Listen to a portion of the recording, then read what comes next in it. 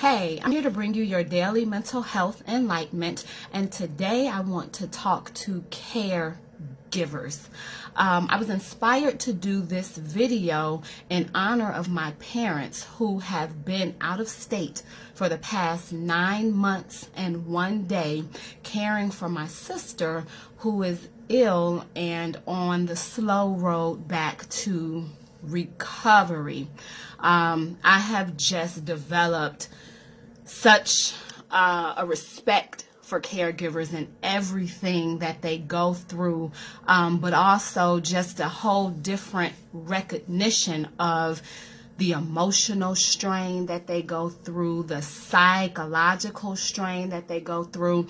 And I want to take some time first to just acknowledge all the caregivers out there, all of the parents who are taking care of their sick children, all of the children who are caring for their aging and ailing parents, and all of the nieces who are caring for their elder and sick aunts, all of the cousins who have stepped in to care for their older cousins, the grandchildren who are caring for their grandparents, grandparents who are caring for sick grandchildren, just all of you. I want to give you a huge acknowledgement for what you're doing, and just want to talk a bit about the mental health issues that you all go through, to give voice to it, and to also to help you to have a better understanding of what it is you're going through that you may not realize is going on with you.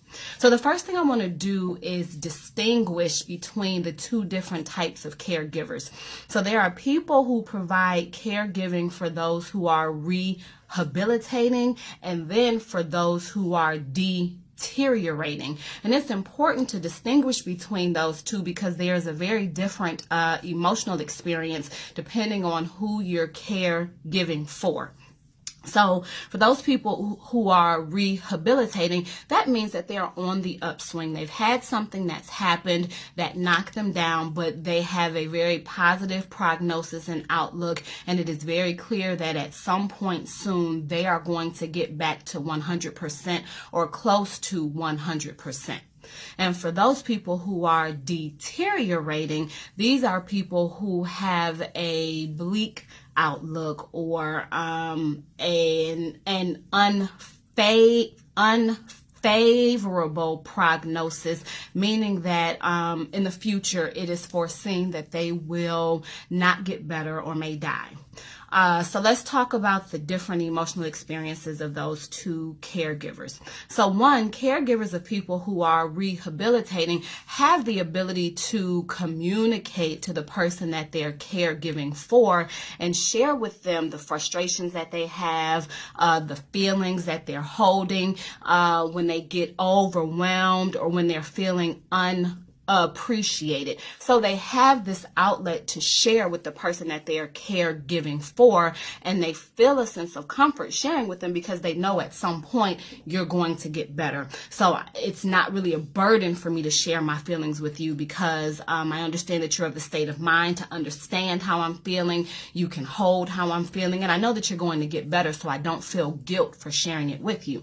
Whereas the caregiver who is caring for someone who is deteriorating, they may not have the ability to express their feelings of frustration, of resentment, feelings of being overwhelmed, feelings of being unappreciated, again, because they feel a sense of guilt for putting those feelings on someone who is already in such a bleak state.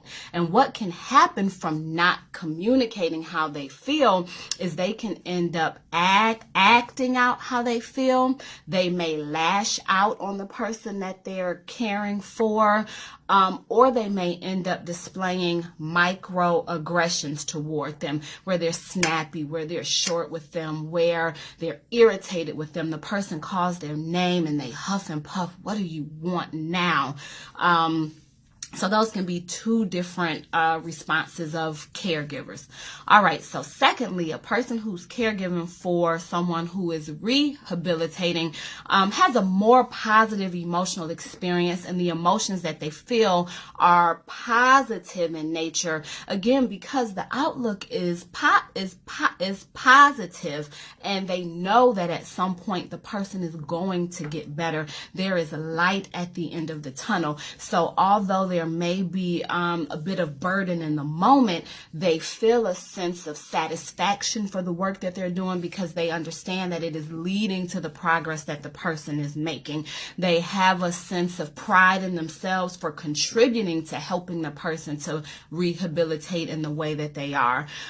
Whereas the person who is caregiving for someone who is deteriorating, experiences more of a negative emotional state, because the feelings that they feel are all related to what the end outcome is going to be, that the person is declining, that the person is not getting better, that the person has the outlook of dying. So again, the light or the end of the tunnel for them does not have light at the end, but it's dark, because the expectation is that the person is not going to get better and potentially that they are not going to live. Lastly, the person who is caring for a rehabilitating person has less physical strain on their body.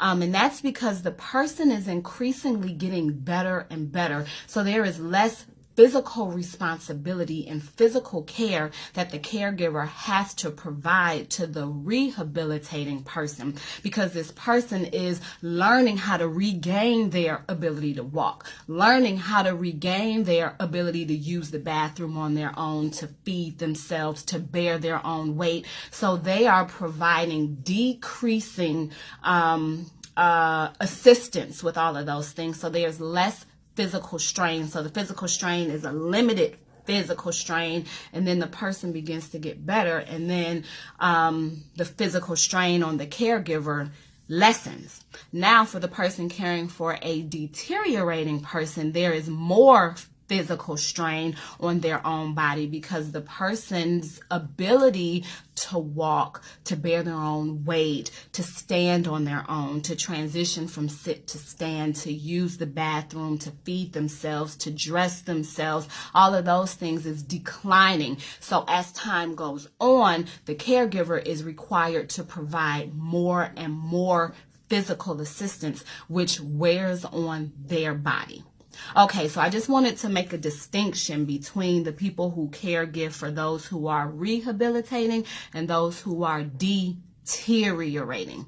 All right, now I want to identify just 4 issues that caregivers in general deal with that's important for you to understand and remember if you are providing caregiving, or if someone that you know is, so that you can kind of help them to recognize this is what's going on with you. Be easy with yourself, because this is what you're dealing with. The first issue is this expansive sense of responsibility that a caregiver feels. And this happens because the caregiver is responsible for the care of that person they're caring for. And energy is ever growing. Energy is catchy. That's why we always say you want to be careful of the energy that you put yourself around, because energy can just transition from space to space. So when the energy in the space that you're in is caregiving and taking responsibility for others, what happens is you slowly start to take on responsibility for everything and everyone around you, because that is the mode that you're in. That's the energy that you're giving off. So you go from being responsible for the person you're caregiving for to your friend saying she has some issues that are going on. Oh, well, I know someone who can handle that. Let me connect you to this person. I have experience doing that. Let me help you with that. Other people in your family start coming to you with concerns. Oh, well, I think that's something I can handle. I've already got to take so-and-so, the person I'm caring for, down here to check on that for them. So I'll also check on that for you. And so that energy of taking on responsibility expands to everyone around you, which adds to the burden that you feel, which adds to the strain that you feel. And so you want to be careful of that. The second issue I want to bring up is guilt. And this is an issue that is implanted within a caregiver because they are the ones that are caring for the well-being and health of the ailing person. And simply because of that, they end up taking on a sense of responsibility when that person is declining, when their health is failing, when they're not living up to the medical goals that they have set for themselves.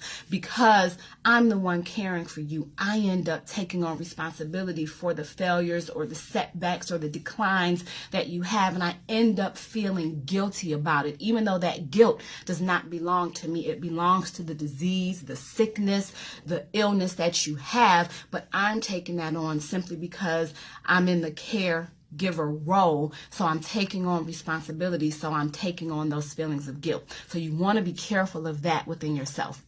The third thing is anger that the caregiver can feel toward other loved ones who have not stepped up to help assist with the caregiving process.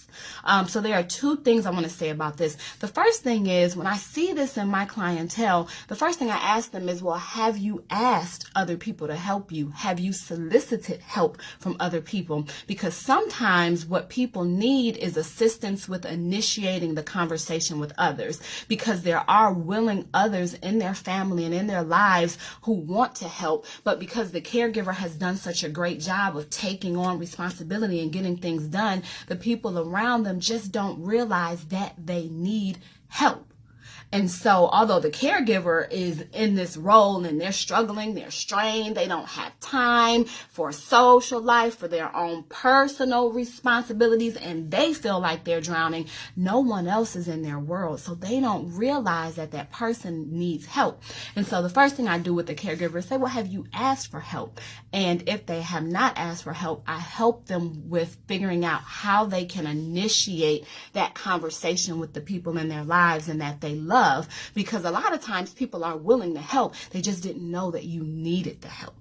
Now, the second part of this anger toward those who are not helping you caregive is that the caregiver has gone to other loved ones or people in their family and asked for help, and people have refused to help them, saying, oh, my job is too demanding, as if the job that the caregiver has isn't too demanding. Or other people will say, oh, I have kids who are young, my family needs me, as if the person who is caregiving does not also have a family who needs them and kids who need them.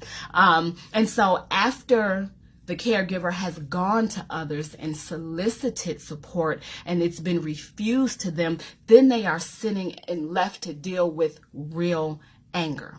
And so I want to refer you to my YouTube channel, One Dope Psychologist. Go there and subscribe, and you can watch my video on anger to help you to understand how you deal with this unresolved anger related to other loved ones not wanting to provide you support with caregiving.